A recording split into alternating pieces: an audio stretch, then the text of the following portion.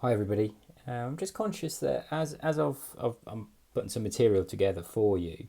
In previous years, I've in the early lectures I've put in material around kind of financial careers or professions that mathematicians sometimes often go into. I haven't done that this year. The reason being this with this virtual world, this COVID world we're in, I've tried to keep the lecture notes focused on what I might examine you in. Just found that fairer. In the past, there was probably more gumph in the lecture slide decks. And then I could say, well, I'm not going to examine you on this, etc., etc. Now I'll still do that, but because we're not all together in rooms, it's a little bit more difficult to do that and have any form of sensible discussion about that. So what I thought I'd just do a quick walk through around some of the professions, which financial professions and areas where mathematicians often go into. As I say, this is financial, so I know that mathematicians go all over the place. I won't talk about going into further research, becoming academics. Although some become financial academics, they go into the world of financial mathematics, or then as we go further along, quite cunningly, it's changed around to mathematical finance. But it's all the same stuff. It's just the stuff you're going to see, but obviously a lot more complicated.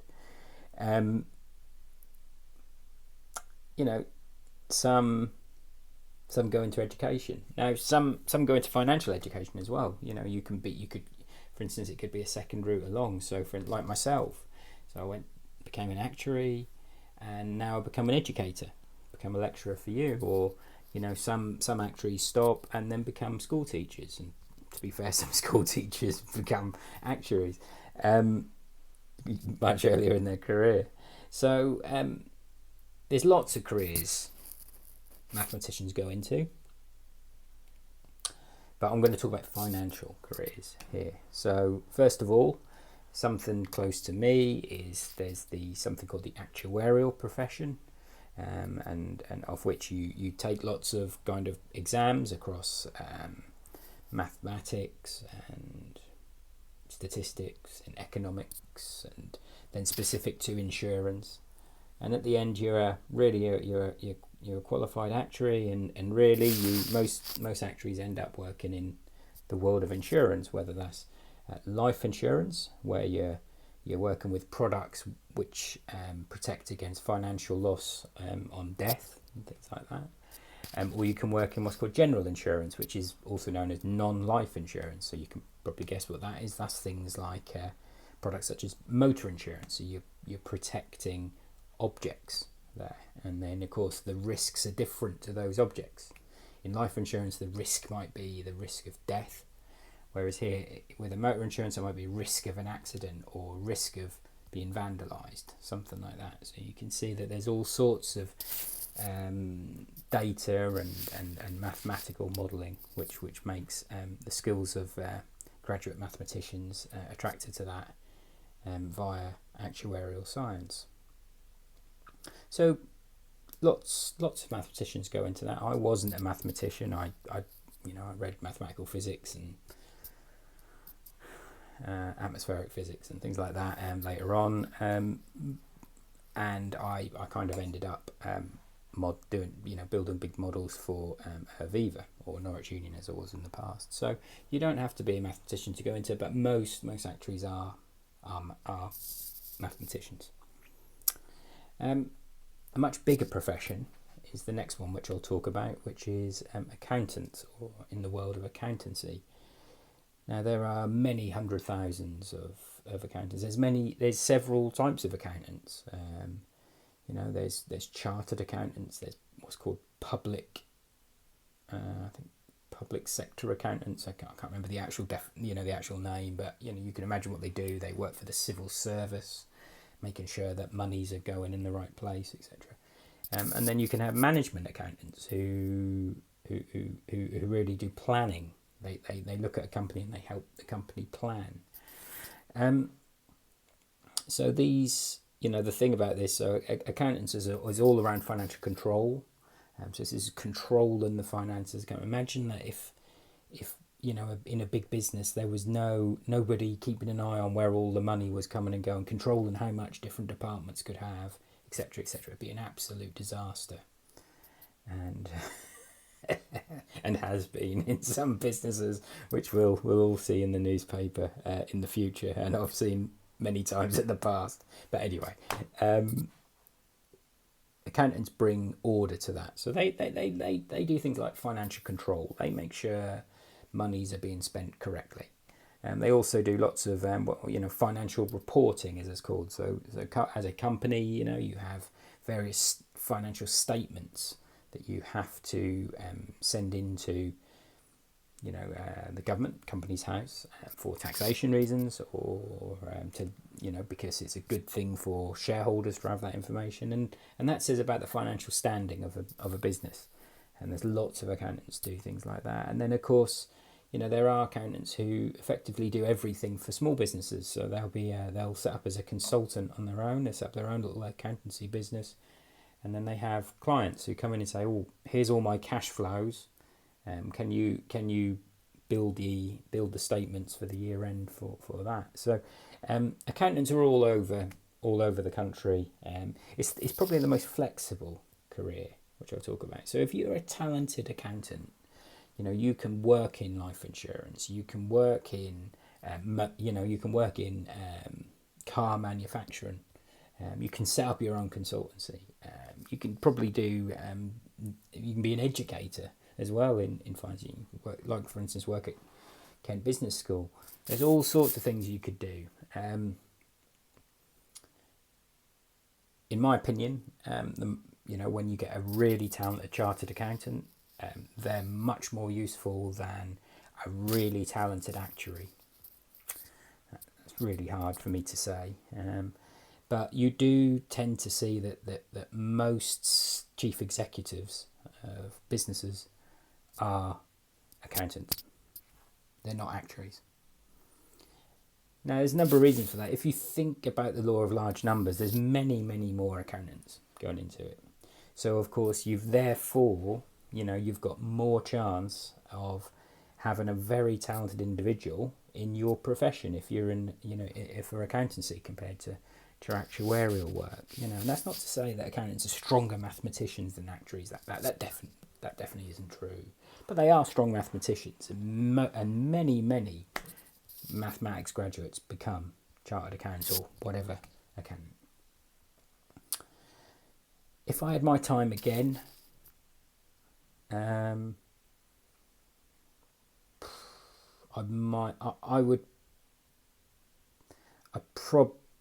probably take exams to become a chartered accountant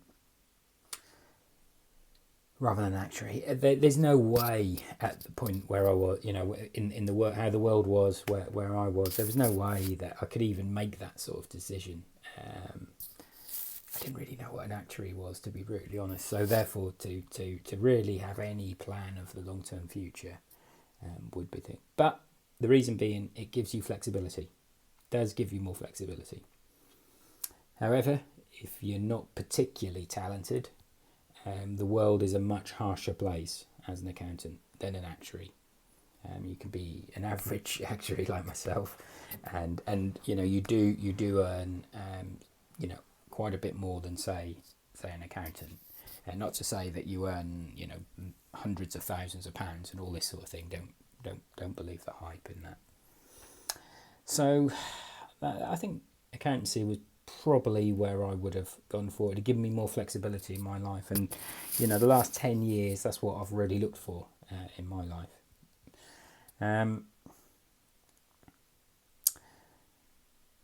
Now there's obviously then there's bankers, so there's many mathematicians who go into the world of banking, whether that's a retail bank, which we will look at banks in our course, but retail banks or merchant banks, investment banks, whatever name they're called. This with things like Goldman Sachs, them sort of ones, JP Morgan, if they exist anymore. whereas and you can do all sorts of kind of financial work with that. With retail banks, you're constantly doing this, taking tranches of money from one place to another. So you're constantly thinking about borrowing, really, which is, of course, what my course is all about. So you're constantly thinking about borrowing and things like that. And then, and then you can go to the merchant banks or the investment banks, and there it's around doing very, very intense tasks. You might be doing some very specific fund management, where you in money markets, things like that. You might be doing some consultancy for firms about how they can raise finance and at what terms. You might be doing merger work. There's all sorts of types of work you do at an investment bank. So that's all very exciting. Many, many thousands of people go into it every year, and it is worldwide. It is genuinely worldwide. In recent years, there's been more focus on risk management, and of course, you've got this profession which has come along called risk manager. Now, this is a slightly contentious one. If you think about it, when you go and work in a business, you are a risk manager. So, for instance, say me working at the university, which isn't necessarily a business, but it can't make a loss. So, you could argue it's like a business, just not focus on profit. Where would profit go? Back to the government. Anyway, if you think about me, what do? So I'm a lecturer, and what risk I am managing is I am helping to reduce the risk that you'll all get poor scores in my module, and therefore poor scores on your degree programme. So you can see that my role is fundamentally about risk management. And that's the same for every job. When you think about it, you can break it down to elements of risk that you are managing. Now, what does risk managers do then? So, okay, Sean, so you've said everybody's a risk manager. So how can you come up with a profession of risk managers? Well, there's a number of bodies who have helped think about risk in a slightly more holistic way, bringing everything together. And say me, I'm only managing my risk for my module. I'm not managing it for all the modules. So although this isn't a great example, you can see that somebody needs to be looking at the whole programme and making sure all the correct lecturers in place.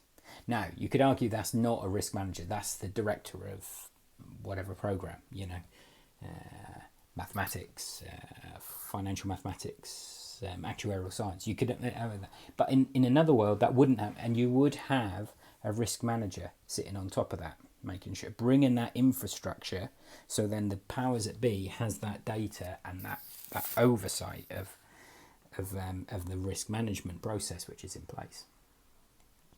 So this is an exciting area. We've seen many actuaries insurers have really grasped risk management. They've really grasped it. So they've built their own functions, and also within Solvency II, which is a new set of regulations for insurers, they do talk about the need for a risk management function, and what the risk management function should be focused on. So so we've seen a lot of actuaries go into risk management. As you think, actuaries, that's kind of what we do. It's all quantitative. It's all about these specific risks. So, but what we're seeing is an expansion of the type of people coming into risk management. Lots of graduate mathematicians now coming in. So that you can become professionally qualified in that. There's various bodies, 2 or 3 bodies. So that's something for you definitely to think about. The other one is a big area for you all, and it's all quite exciting. It's all in the walls of the City of London, and it's this whole investment world. So becoming an analyst, this thing. So what do analysts do? Well, they tend to work for fund managers. So fund manager, they take customers, give them money to invest, and get a good return over the long term. So many analysts work for fund managers, and they're tasked with finding opportunity. So finding good returns, reducing the risk of poor returns. So you can see lots and lots of optimization going on in there. So quite an exciting area. You're tasked often with developing investment strategies. You sit there working with some unbelievably industry names, things like that. It's quite exciting, really. One of the things which fund management is focused on is being able to make your decisions quicker than anybody else. If you can move before anyone else, your return should be optimized. Whether that's negative or positive depends on the situation. What I mean is that you might still get a negative return, but your negative won't be as bad as somebody else who moves slower, who follows. So there's been lots about putting in algorithms built by mathematicians to speed things up on trading. So lots and lots of work there. So it's a very exciting area. Long hours, big money, all the stuff which you see in the sort of the films about about Wall Street and London, but all very exciting, and many people go into it. However, there is a risk you can be how can I say this, churned out at the end and not be in a particularly good state. It is a difficult one, but very exciting and lots of very good mathematics to work on. So we talked about bankers, we talked about analysts, we talked about accountants, and we talked about actuaries, risk managers. We talked about risk managers as well, and we even talked a little bit about education and research. Talked about that. So there's all these different areas you can all think about, which is related to finance.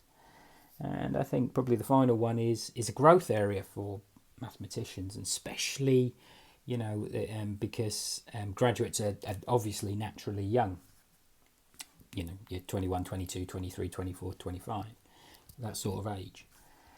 Is financial advice. So we're seeing we're seeing quite big financial advisors recruiting graduates, especially numerical graduates, mathematics, things like economics, things like that, to help give financial advice. Now, the reason for this growth is a gap has come through. There is a sort of a generational advice gap, and so now we have got a big swathe of people under 40 who are investing money, who are paying into a pension, who don't have life insurance, all these things which, years ago there would have been some kind of financial advice for them. So advice companies have worked this out. They've worked out that people like to talk to people like themselves, although, well, I'm not sure if I would want that. But anyway, that's another story.